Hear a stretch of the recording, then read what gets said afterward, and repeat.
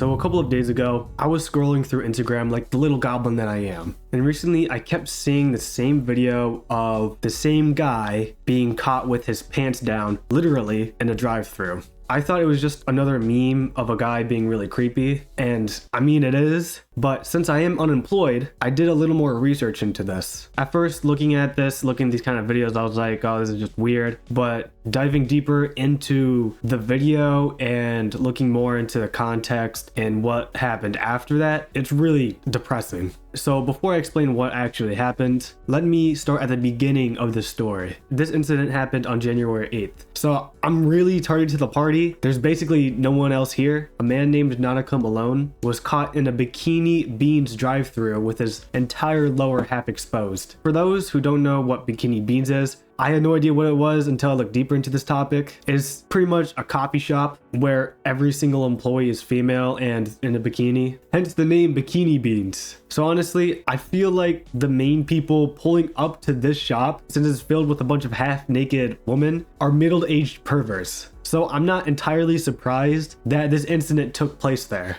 The man was then caught by the manager, with him still straight up dorking it. The manager then asked if he's been here before, with him saying, well, yes, I have. This probably isn't his first rodeo doing this, and he's still smiling after getting caught. Like somehow he was thinking to himself, yeah, I just did that. She then tells him to leave, which then he immediately changes his facial expression and dips. What do you mean I can't dork it in a drive-thru?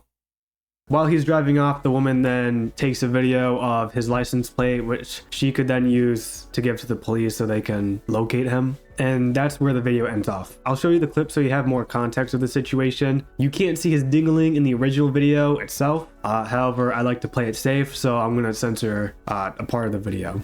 Hi, how are you? Good. Have you been here before? Yeah. Sir, you need to leave. Unacceptable. Unacceptable.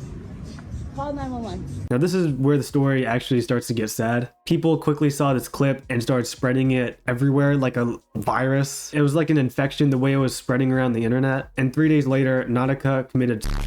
I'm not sure if it was because of him getting caught or if it was because the video of him being caught was spread around the internet and is now viral. Later that same day, some of his family members went to that same coffee shop where he was caught and started to harass the staff, saying that they were the reason that he died. And I could understand their frustration to a certain extent. I mean, your family member just died, because the same day where he died, they went to the coffee shop and started harassing everyone. I understand their frustration on that part, but I don't believe they were thinking properly and committing this act of harassing the staff. And I think a better approach would just be to sit down and think about it for a bit. But it's not the coffee shop's fault. The man went there on his own volition and started stroking it. It's entirely the man's fault. The woman recorded to spread awareness of a pervert and to record the license plate on his car so she could send that to police. The saddest part is that he had a wife and kid. The wife is going to constantly be reminded that her husband